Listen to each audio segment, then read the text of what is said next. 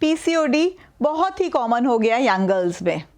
Young girls ही मैं क्यों बोलूँ, आजकल लेडीज़ में भी एक एज के बाद भी पीसीओडी हो जाता है। और पीसीओडी का ट्रीटमेंट अगर आप किसी भी डॉक्टर से पूछेंगे या नेट भी पढ़ेंगे तो इसका फर्स्ट ट्रीटमेंट जो आता है वो आता है वेट लॉस और लाइफस्टाइल मेजर्स के, इसमें एक्सरसाइज करें। पीसीओडी के डाइट के बारे में पूरा नेट भरा हुआ है, यूट्यूब पे ही पता नहीं कितनी वीडियोस हैं। बट आज मैं चाहती थी कि मैं डॉक्टर के पॉइंट ऑफ व्यू से, जो साइंटिफिक वे है, उसके हिसाब से एक डाइट को एक्सप्लेन करूं जो हमें पीसीओडी में लेना चाहिए। अगर आप उसका रीज़न समझ लेंगे कि हम क्यों ये डाइट प्रिस्क्राइब आपको कर रहे हैं और क्या चीज़ खानी चाहिए, तो ही आप डाइट अपने आप की खुद ही मैनेज कर सकते हैं और पीसीओडी अपने आप ही क्योर होने लग जाएगा। मैं doctor Pulkit Nandwani, gynaecologist and laparoscopic surgeon, practising in Rohini, sector 8, Delhi. आज मैं आपको अपने इस वीडियो के माध्यम से पीसीओडी की डाइट को एक्सप्लेन करना चाहती हूँ, बट एक साइंटिफिक वे में आपको ये समझाना चाहती हूँ कि पीसीओडी में क्या खाना चाहिए और उसका रीज़न क्यों है। आगे बढ़ने से पहले अगर आपने हमारा चैनल सब्सक्राइब नहीं किया है तो प्लीज़ इसे सब्सक्राइब करें ताकि आगे भी ऐसी नॉलेजेबल वीडियोस आपके पास आती रहें। पीसीओडी में मेनली हमारा इंसुलिन रेजिस्टेंस होता है, मतलब बॉडी में जो हमारा इंसुलिन निकलता है जिसकी वजह से ग्लूकोज का अपटेक होता है।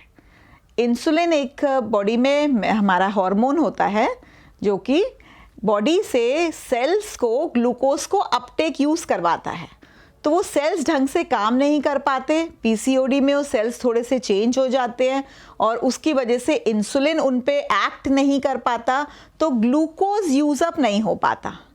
और अल्टीमेटली जब वो सेल इंसुलिन के इफ़ेक्ट में नहीं है, ग्लूकोज को टेकअप नहीं कर रहा है, तो जो ग्लूकोज हमारी बॉडी में आ गया वो धीरे धीरे धीरे फैट के फॉर्म में कन्वर्ट होने लग जाता है।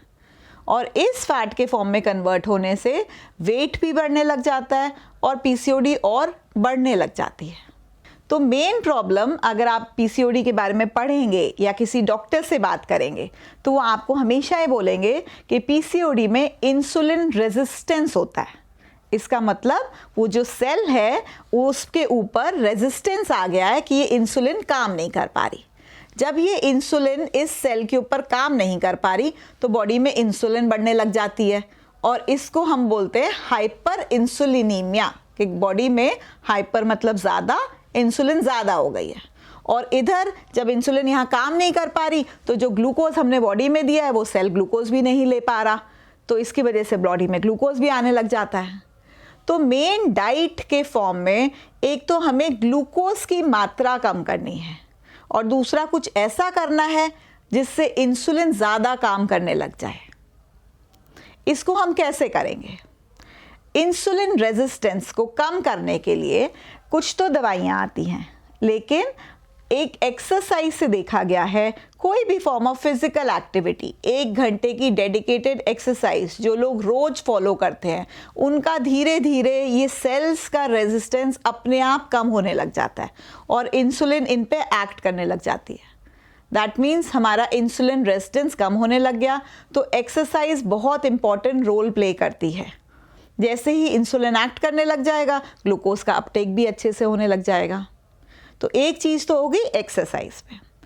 अब अगर हम बात करें डाइट की, तो जैसे कि इंसुलिन यहाँ यूज़ अप नहीं कर पा रहा है ग्लूकोज को, तो हमें आइडियली ग्लूकोज ही कम लेना चाहिए। अब ग्लूकोज किस फॉर्म में होता है? हमारे हर खाने में ग्लूकोज है। ग्लूकोज के भी अलग अलग फॉर्म्स होते हैं।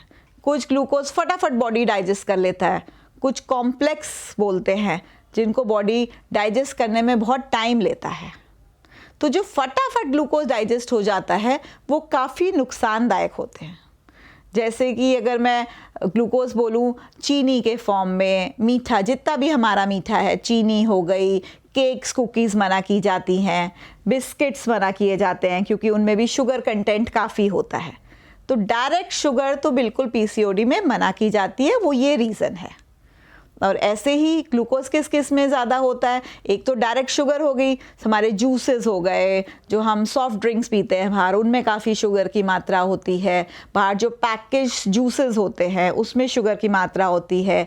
केक्स में, हिडन शुगर कुकीज़ में, बिस्किट्स में, इनमें तो बहुत शुगर की मात्रा जाती है जो हम रियलाइज़ भी नहीं करते हैं। हम सोचते हैं सिर्फ हमने मीठा छोड़ दिया या चीनी छोड़ दी तो उसी से ही हो जाएगा, बट ये जो हमारी हिडन शुगर्स हैं इनमें भी काफ़ी शुगर चली जाती है। राइस में, पोटैटो में, इनमें शुगर का कंटेंट ज़्यादा होता है। तो जो भी चीज़ हमारी लो ग्लाइसीमिक इंडेक्स है, लो ग्लाइसीमिक इंडेक्स का मतलब, ग्लाइसीमिक इंडेक्स का मतलब होता है कि जो भी हम खाते हैं तो वो इमीडिएटली हमारी बॉडी में कितना ग्लूकोज दे देता है बॉडी के अंदर, इसको बोलते हैं ग्लाइसीमिक इंडेक्स। हर फूड का आप नेट पे ही जाके ढूंढेंगे तो बहुत सारे फूड चार्ट्स अवेलेबल हैं जिसमें एक एक चीज़ का ग्लाइसीमिक इंडेक्स दिया हुआ है। आप जो भी खाते हैं वो बॉडी में ग्लूकोज उत्पन्न करेगा, कुछ भी खाएं तो हर चीज़ का किस लेवल से वो ग्लूकोज बॉडी में दे रहा है उसको दिखाया गया है ग्लाइसीमिक इंडेक्स में।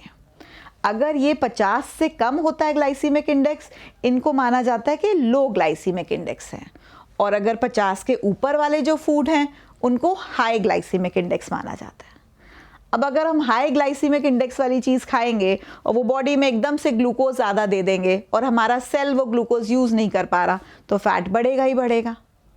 तो इसलिए लो ग्लाइसीमिक इंडेक्स वाली चीज़ें, जैसे कि आटे में, वीट में भी ग्लाइसीमिक इंडेक्स ज़्यादा होता है। आटे में आप मल्टीग्रेन आटा कर दें, बेसन में कम ग्लाइसीमिक इंडेक्स होता है। ज्वार, रागी, बाजरा, मिलेट्स जितने आते हैं, लेग्यूम्स, इनमें कम ग्लाइसीमिक इंडेक्स होता है। तो अगर आप अपने आटे को ही मल्टीग्रेन कर दें रोटी के फॉर्म में तो इसमें आपका ग्लाइसीमिक इंडेक्स उस रोटी का कम हो जाएगा। राइस को, वाइट राइस का बहुत हाई ग्लाइसीमिक इंडेक्स होता है। अगर आप इसको थोड़ा ब्राउन राइस कर दें, रेड राइस अलग अलग तरीके के आते हैं, इस वाले फॉर्म में कर दें तो आपका ग्लाइसीमिक इंडेक्स कम हो जाएगा। तो बिल्कुल ही स्ट्रेट नो कि आपको रोटी नहीं खानी या आपको चावल नहीं खाने, ऐसे ज़रूरी नहीं है। आप बात को समझें, इसके बारे में थोड़ा और जानें और उसके हिसाब से अपनी फूड चॉइसेस को लाएं। तो अगर मैं जनरल डाइट की बात करूं तो हमें मीठा बिल्कुल नहीं खाना चाहिए, फ्रूट्स लेने चाहिए, बट फ्रूट से भी बहुत स्पाइकिंग ऑफ शुगर हो जाती है। तो फ्रूट्स में मैंगो, बनाना, चीकू, ग्रेप्स, लीची, ये अवॉइड करने चाहिए। ये ज़्यादा मीठे फ्रूट्स माने जाते हैं। शुगर केन में बहुत मीठा होता है।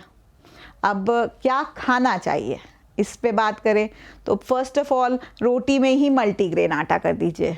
सारी ग्रीन लीफी वेजिटेबल्स बहुत अच्छी रहेंगी। दालें सब अच्छी मानी जाती हैं, दालें ज़्यादा लें, दालें ज़्यादा से ज़्यादा लें। पनीर अच्छा माना जाएगा आपके लिए।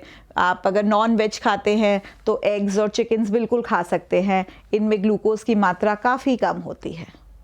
नट्स में एंटीऑक्सीडेंट्स बहुत होते हैं, तो बादाम, अखरोट, ये ज़्यादा अच्छे नट्स माने जाते हैं और इसमें एंटीऑक्सीडेंट की मात्रा इतनी ज़्यादा होती है कि वो आपके लिए अच्छे रहेंगे।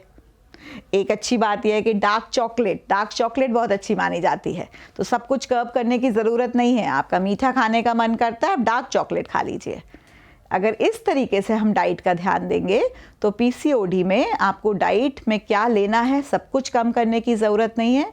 समझिए कि लो ग्लाइसीमिक इंडेक्स वाली चीज़ें आप ले सकते हैं और उनको लीजिए, ज़्यादा से ज़्यादा अपनी डाइट में इंक्लूड करिए, एक्सरसाइज का फॉर्म करिए, तो उससे पीसीओडी में आपका काफ़ी फ़ायदा होगा। आशा करती हूँ कि आपको ये वीडियो अच्छी लगी होगी। प्लीज़ इस वीडियो को लाइक कीजिएगा, चैनल को सब्सक्राइब कीजिएगा और अपनी फ्रेंड्स में भी शेयर करिएगा ताकि ये पीसीओडी डाइट की नॉलेज उनको भी मिल सके। अगर आपको कोई भी इससे रिलेटेड डाउट है या क्वेश्चन है तो प्लीज़ नीचे दिए गए कमेंट सेक्शन में लिखिए, मैं उसका रिप्लाई करूँगी। Thank you.